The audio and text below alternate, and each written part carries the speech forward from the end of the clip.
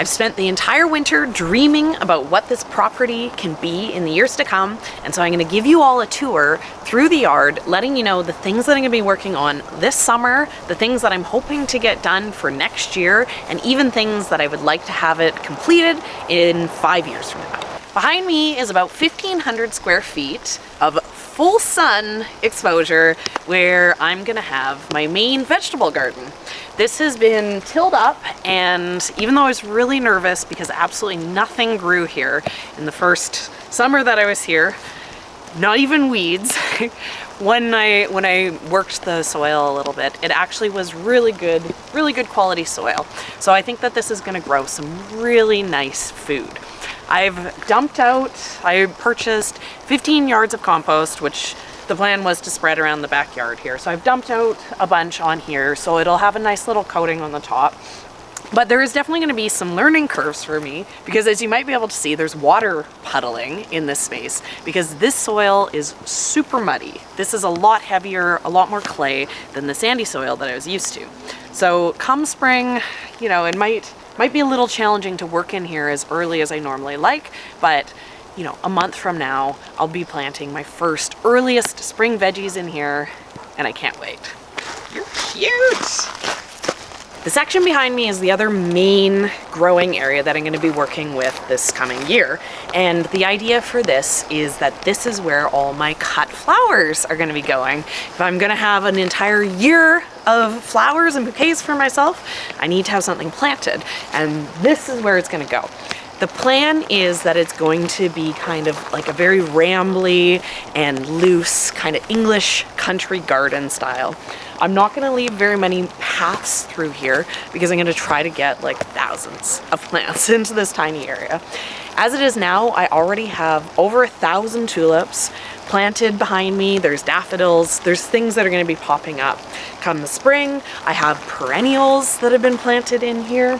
So with this nice coating of compost, once it gets all spread out, there's going to be things that are going to start growing here really soon, and I have a lot of stuff that I'm going to be starting over the next month that's going to be coming out here soon. I'm really excited about how much I'm going to be able to produce in this space. You know, with it having the slope, I hope that it'll inspire you guys a little bit to kind of use less ideal space for growing for yourselves too. In this spot here, when I purchased the place, they just put in this like retaining wall system, and they gravelled out this and flattened this entire area. And I was told that the plan was to put in a fire pit here.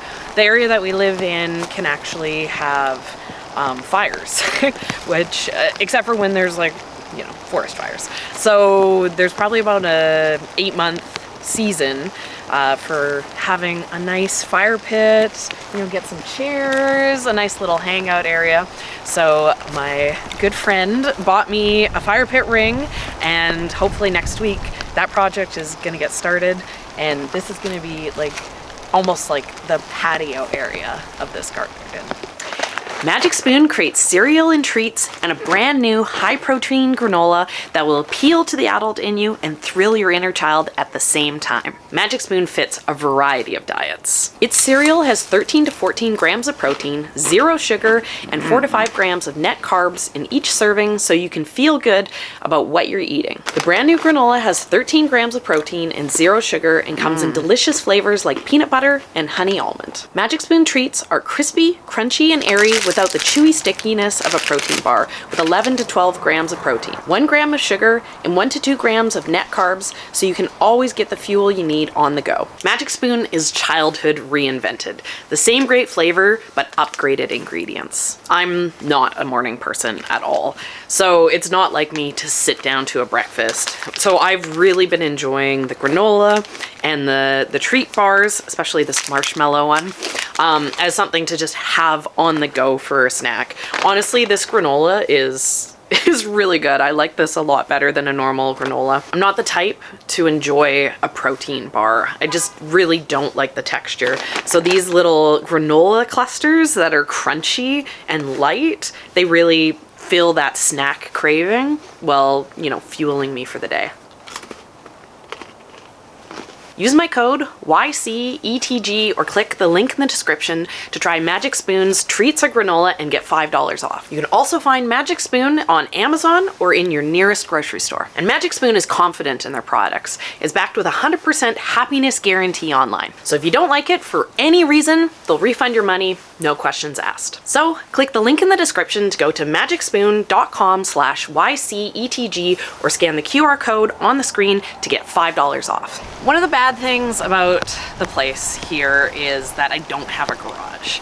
I went from having this entire barn as a garage to just a carport here. And that makes it a little bit challenging when you have yard tools like a lawnmower and things like that. So I do have one shed in this space, but I'd like to turn it into eventually like a potting shed type space. And I still need somewhere to store kind of garage type things. So this summer, my dad is gonna help me and we're gonna build a 10 by 10 shed in this corner here, which is gonna be more of those like tools and where I put my ladder and things like that storage. Which it'll be kind of a nice way to use up this deep shade. You know, I'm hoping that we'll be able to put together a really attractive looking shed, so it'll also be like kind of a visual feature to the garden as well too. And speaking of sheds, there's this shed too, which I love, but the reason why I don't want to turn this into my storage shed is it's really nice on the inside. It's filled with stuff, but it has this beautiful bench. And the plan with this space is that I would like to turn this into a potting shed. It has power that I can run over to it, so I can have lights, I can run a space heater in there, I can run my seedling light rack in there, but I can't do that until it's insulated. As it is now, it's not gonna hold any heat. The plan over the winter was to try to get some insulation and finishing done on the inside of the shed, and it just didn't happen. So this is now going to be a plan for next year. Next spring, I want to be growing my seedlings out in this space, but because all these other projects are going to kind of take precedent, I think that this project is going to be more of like a fall project. When I first moved into the house, there was an adorable little vegetable garden in this great little raised bed up here. And, you know, it was nice to have a little something growing. But this is not a great spot for a garden. This is very hot. It's right up against the house. And it's also some really prime real estate because it's one of the few flat and level spots in the whole yard. The plan here is that eventually, I'm not going to be able to afford to do this year or next year, but in the long run, I'd like to get a really decorative glass greenhouse into this space. This would be a great spot. It could take some radiant heat off the house for being able to grow things out in it in the spring, and it would be such a like display showstopper in the yard. You know, if I get something that's really pretty, really decorative, you know, it could really become a piece that ties together the whole garden. So I'm excited for what this project's gonna be coming up, but until then, you know, there's not really much I'm gonna do with it. So what I'm gonna do is I'm gonna take this claw-footed bathtub, which used to be at the farm, and I'm gonna finally put this to its purpose. The plan on this project was to set it up as like a dipping pool, almost like an adult kiddie pool. It's, you know, you can fill it up with water on a hot summer day and, you know, cool off inside of the bathtub while it also, you know, looks kind of decorative in the yard. So the raised bed is going to be coming out and kiddie pool, adult kiddie pool will be going in until I can eventually afford the greenhouse.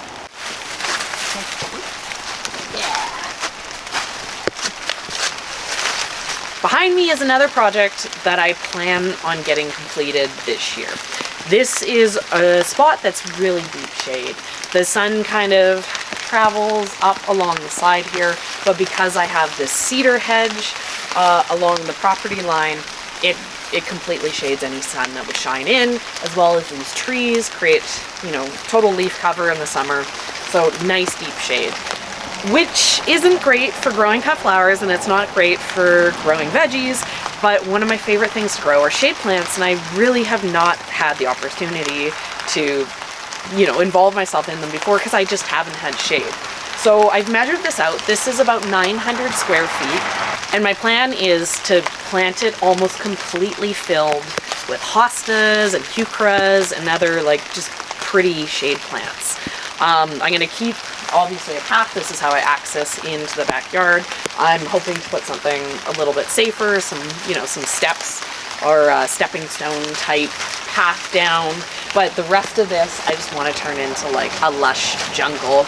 And then I'm gonna mulch it and, you know, hopefully just let it do its thing. I have $1,000 budget for the spring for this project. So I know it's not gonna be able to be completely filled in with that amount of money. My plants will be quite small in the first years, but you know, as they grow and as I can slowly invest a few $100s more every year into more hostas and more shade plants, I think this is gonna turn into this really incredible, lush garden space. Behind me is a space that I'm really excited for the potential of it, while I'm not excited about the amount of work it's gonna take to reach its potential.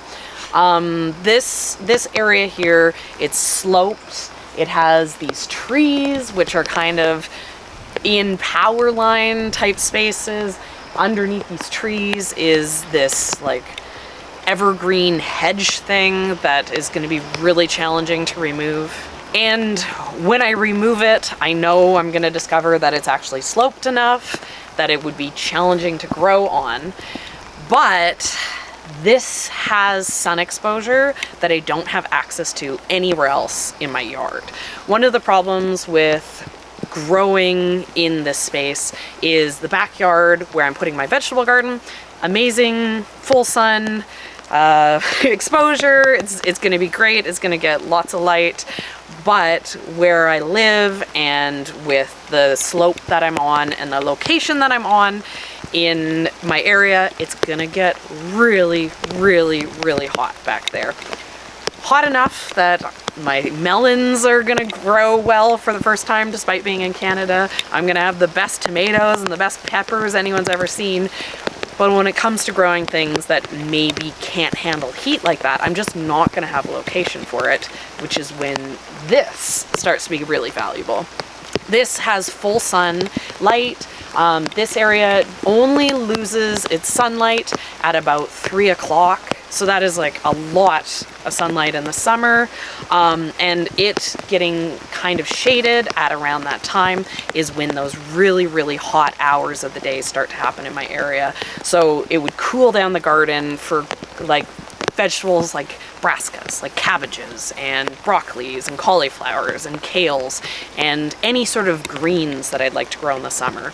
So as it stands for this coming summer, I'm gonna have to be really careful about what I'm able to grow in those kind of families with the exposure that I have. But once I get some money, I'm gonna pay a tree service to take out these trees, and then I'm gonna put in some tiered levels to create flat garden spaces up here, and then turn this into kind of, you know, the second half of the vegetable garden. My hope is that my budget will allow me to take out the trees this year, and then slowly as I have time I can work on taking out these really evil evergreens because they will represent a million dump runs. and I have some blocks that my dad has gotten for me, so I'll be able to start building some of the levels in, and then spring 2026 I'm gonna have the best greens garden ever. And then finally, one of the last spaces, which I really haven't talked very much about, is the other side of my house.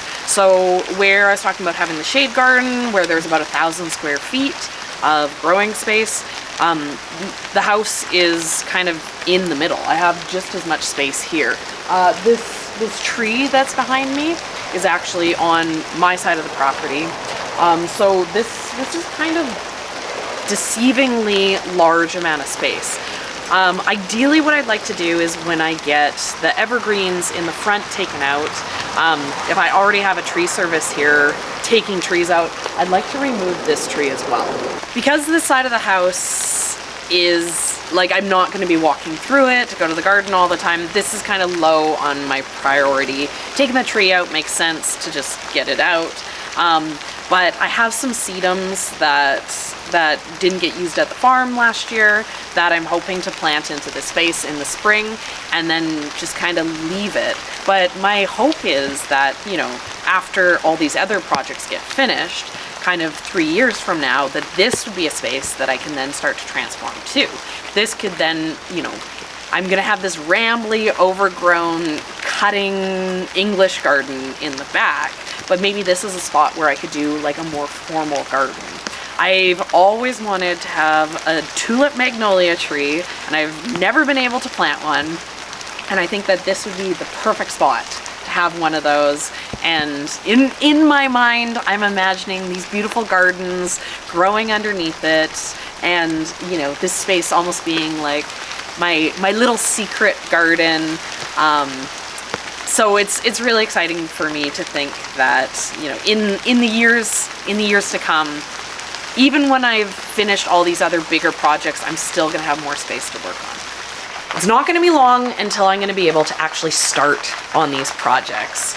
So I'm really excited to share the vision with you guys, to get, you know, hyped and prompt for the year to come. The seeds are gonna be starting inside the house. You know, it won't be long until, as the weather warms up and the snow melts off, it really won't be long until this project begins. And then I can finally show you guys some real progress, some real change in this space. I was like, what are you guys doing?